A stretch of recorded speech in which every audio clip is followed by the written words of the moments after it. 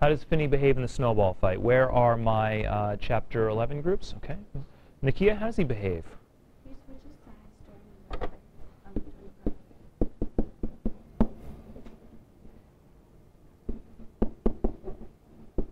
He betrays his team. Excellent. And what results from that, Nakia? everybody turning on him. So eventually, everyone turns on Finney. And Nakia or anybody else, do you remember the sort of the last image of the snowball fight? Where is Finney at the end? I'm sorry? Perfect. He's on the ground. He's being pummeled by snowballs. Excellent. So here's this moment. Finney's out there playing with teams in a snowball fight. He switches sides, he attacks his own team, and then he betrays again. He confuses the whole thing, and eventually everybody says, this kid's a mess. So they all turn and attack him, and of course he's laughing throughout the entire thing, and he falls down in a hail of snowballs. Perfect. There's the moment. What does this say about Finney's suitability for the war? Let's see. Oh, Morgan, go ahead. Well, it kind of said that he wouldn't really suit it well because in war you have to have a winner and a loser, and you can't switch sides halfway through. Thank you, Morgan. I'd like to emphasize what Morgan just did that delights me, what Mitch just did that delights me, is that's making connections with other elements of the novel. I like a separate piece because it's so easy for us to make these very clear connections from one moment of the novel to the next. You can see how Knowles develops one idea and then continues to develop it. And Morgan has made a reference to Finney's earlier idea of winners and losers, where we know that Finney believed there could be no loser, that everybody can win. And he applies this to the snowball fight. And we see that he would apply this to war. Morgan, what is Knowles telling us would happen to Finney in a war? He would probably die.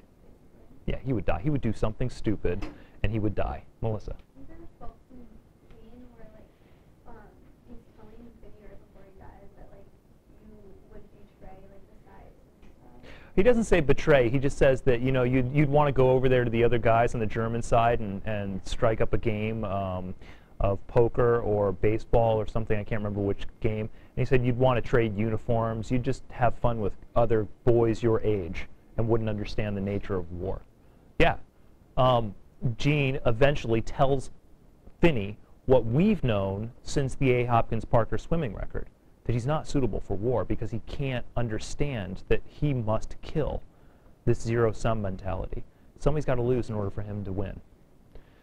How does this compare and contrast with Lepper's experience? Question 3, so I'll open that up.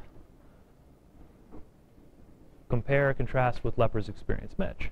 So Lepper's experience was that he jumped right in without thinking, and it was sort of like he wasn't suited, and he wasn't suited well for the war. Mm-hmm. Like you saw the video, and then Penny keeps showing that the zero-sum mentality isn't, that he doesn't believe in it. So they both are not suited. They're both not what? Use Lepper's own words. That's right. Neither of them is evolving. Neither of them is adapting to the needs of war. We saw we saw Lepper unable to adapt. We now see Finney unable to adapt. We see them both perishing. And this moment with the snowball fight is a figurative. That means a symbolic or representational death for Finney. But it foreshadows a death that actually happens, and it foreshadows a death that could happen in war. And Knowles should be pretty clear on his point. Abby. But what if Finney eventually accept the fact that he could have gone to war, because he tells you that he wrote to every possible way to get in, and they all sort of didn't want. There is a moment, Abby, you're correct, when it's sort of too late for Finney. He's played his game for long enough that it's basically broken him and killed him. But at the last moment, when it's kind of too late, he reveals that he kind of grows up, because too much has happened to him. So he does sort of grow up at the last moment. He has an epiphany. He realizes what he's been doing. When Gene says that thing about you'd go over to the other side and play games with people, Finney says, yeah, you know what, you're right. He accepts it. He recognizes it. We learn that he's kind of recognized a lot of this all along, but he's never until that moment when it's too late, been fully adapted, fully evolved. He's been holding on to his childhood for too long.